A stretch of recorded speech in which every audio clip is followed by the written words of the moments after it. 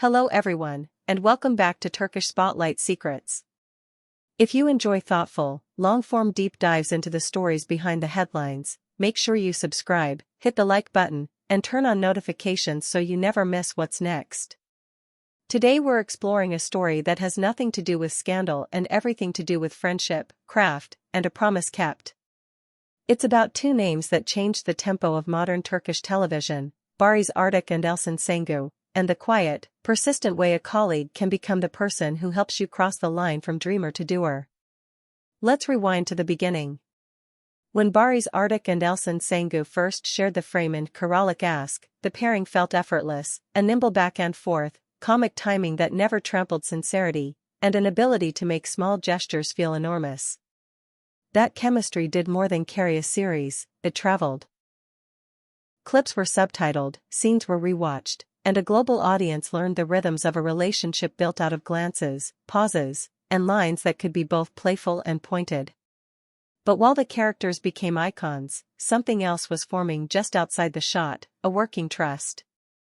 Between setups, during script rehearsals, in the spaces where actors build the invisible architecture that makes a scene feel inevitable, a professional bond took root.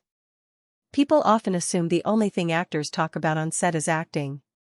In truth, the conversations stretch wider: what to read this month, which cinematographer made a scene sing, how a director built tension without raising their voice. Somewhere in those long days, the topic of directing surfaced. Elçin Sangu, who has never been content with a single lane, admitted she had a story she wanted to tell, something intimate, focused, and precise, a project that would let her test the levers on the other side of the camera. She had sketches in a notebook. She had tone references clipped from films she loved. She even had a working title that felt like a secret you carry on your tongue. What she didn't have was momentum. Barış Arduç listened. He didn't make a speech. He asked questions. What kind of light lives in this film? Where do you want your cuts to breathe? What's the image you want to land on 10 seconds before the credits? Bit by bit, the project stopped being an idea and started being a plan. He shared names of assistant directors who knew how to shepherd a first-time filmmaker through the brutal logistics of a shoot. He put a producer in the same room as the story. He found time on a crowded schedule to sit in on the first table read, not as a star demanding a role, but as an extra pair of eyes and ears. Here's what makes that kind of support unusually powerful: it's focused on the work, not the optics. There were no orchestrated photographs, no "look who's mentoring whom" interviews, no virtue signaling captions. Instead there were practical steps. Scene fragments were read aloud in a bare rehearsal room to check if the dialogue could hold its shape without props. A location scout took a quiet video of morning light pouring through a window so the director could test exposure ranges. A costume rack gathered pieces that felt like they had a life before the story began: faded cuffs, softened collars, a scarf with a small snag that no one would see but everyone would feel. In each step, Barış stayed near enough to be useful and far enough to let the director's voice lead. The script itself evolved in the way good scripts do, through failure and stubbornness. A monologue that seemed brilliant on paper collapsed under its own weight when spoken aloud. A near-silent scene about washing a cup became the emotional core of the film when it was rewritten with fewer words and more attention to what the hands were doing. At one point, Elçin nearly cut a sequence she loved because the schedule was getting tight. Barış argued for the opposite: keep the sequence, simplify the coverage, and trust the actors to do the heavy lifting with fewer angles. It wasn't grandstanding. It was a reminder that the shape of a day can either smother a story or cradle it. Funding is the part the public never romanticizes, and it's the part that decides whether a dream becomes a file folder or a shoot. Here again, the friendship translated into action without spectacle. Barış didn't finance a film for a headline. He leveraged something rarer: credibility. He took a meeting he didn't need and used it to argue for a project that didn't yet exist on a spreadsheet. He described what he had seen in rehearsal, how the scenes breathed, why the director's shot list showed a patience increasingly rare in a landscape addicted to speed. The result wasn't a blank check, It was a door opening just enough to get the first lights rented, the first insurance forms signed, the first week scheduled. Sometimes the difference between someday and day one is a person who can say, convincingly, "I've watched this up close." Pre-production, that strange stretch where imagination hardens into logistics, became the proving ground. Elçin assembled a small crew that believed in doing more with less, a cinematographer who worshipped natural light, a sound designer who hears stories in the air between sentences, a script supervisor with the eyes of a hawk and the diplomacy of a saint. The plan was modest on paper: 2 primary locations, a handful of days, scenes that prize stillness over spectacle, but ambitious in tone. There would be unanswered questions. There would be silences that demanded attention. There would be no shortcuts that let the audience off the hook. The guiding principle was simple: trust the viewer. Doubt arrived, as it always does. On a midnight call, after a day that chewed up more hours than the schedule could spare, Elçin froze on a decision: hold the frame and let the actor walk out, or follow them on a slow pan that risks sentimentality. These are the kinds of choices that keep first-time directors awake. Barış didn't decide for her. He gave language to the stakes. If you hold, the world stays bigger than the character, and grief can feel like a city swallowing a person. If you move, the camera admits it cares. Which truth do you want to leave behind? She hung up and circled the choice in red. By morning, it wasn't a question anymore. The camera would stay. The world would win.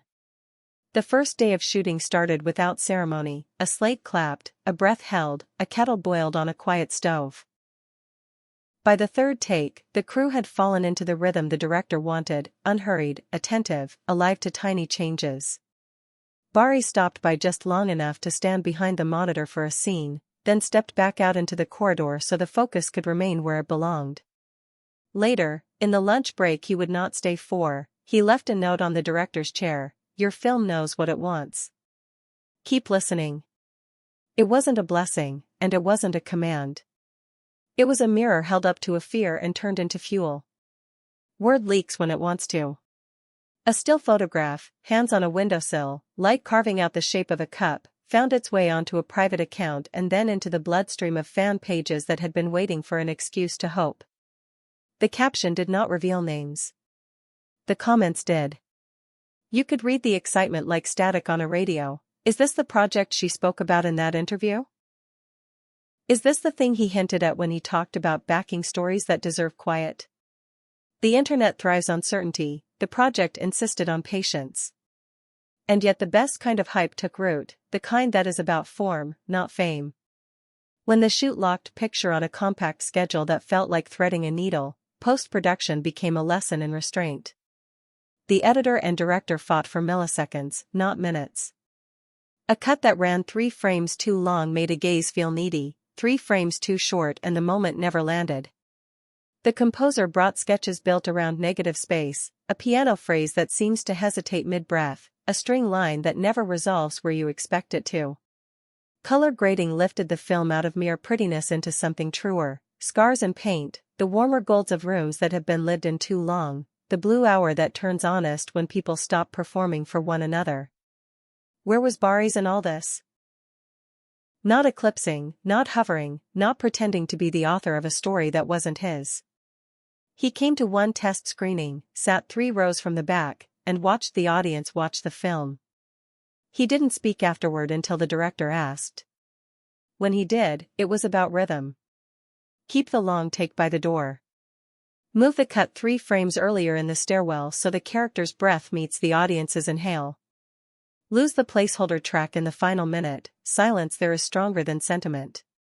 It was the feedback of someone who knows that a film is not the sum of its scenes but the distance between them.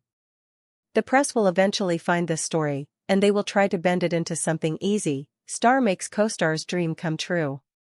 That line is tidy and wrong. What happened here is harder and better. A colleague paid attention without making a spectacle of it. A friend used his access to reduce friction without demanding credit. A director proved that a first film doesn't have to shout to be heard. And a fan community that has long celebrated this duo for their on-screen grace was given a reason to celebrate something rarer: The grace of staying out of the center so someone else's voice can be unmistakably their own. This is the part where I usually ask you what genre you'd want to see them tackle together next. Today, I'll ask a different question. Which tiny act of attention changed your path?